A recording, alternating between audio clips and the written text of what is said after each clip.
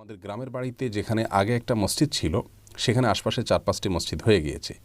প্রতিটি মসজিদে এখন ঈদের জামাত আরম্ভ হয়েছে, অথচ পাশেই ঈদের বড় জামাতের মাঠ আছে। এটা ইসলামিক নিয়ম অনুযায়ী কতটা সঠিক?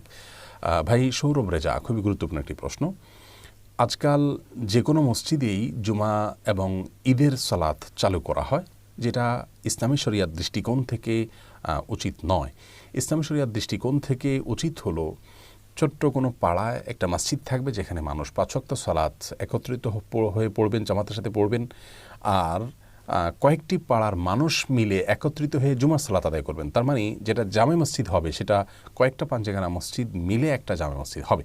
জামে শব্দের অর্থটাই হলো যে একত্রকারী, তার মানে আশপাশের কয়েকটা মহল্লার বা পাড়ার মানুষকে একত্র করে যে মসজিদে, সেটা হলো জামে মসজিদ। আর ঈদের জামাত যেটা, সেটা হবে আরও ব্যাপক পরিসরে, অর্থাৎ কয়েকটা জামে মসজিদের মুসল্লিদেরকে একত্র করে ঈদের জামাত হবে।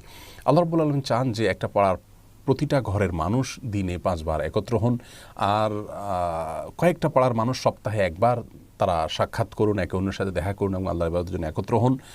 আর আশপাশের কয়েকটা মহল্লা বা কয়েকটা জামে মসজিদের মুসল্লিরা সমবেত হন আরও বড় পরিসরে ঈদের ময়দানে। ইসলামের এই সৌন্দর্যটা আমাদের সমাজ ব্যবস্থাকে অনেক বেশি মজবুত এবং সুদৃঢ় করতে সহায়তা করে। কিন্তু দুঃখজনক হলেও সত্য যে আজকাল সমস্ত মসজিদেই আমরা আপনার জুমা এবং ঈদের সালাত চালু করতে চাই। এর একটা বড় কারণ হলো আমরা কেউ কাউকে মানতে চাই না, এবং এটা অহংকার জায়গা থেকেও আসে যে আমরা স্বয়ংসম্পন্ন। এটি হওয়া উচিত নয়, বরং ইসলাম যেভাবে এই ফরম্যাটগুলো রেখেছে সেটাকে খেয়াল করা উচিত। জামে মসজিদ নামকরণের যে সার্থকতা সেটাই তখন হবে যখন কয়েকটা ওয়াক্তিয়া মসজিদ মিলে একটা জামে মসজিদ হবে।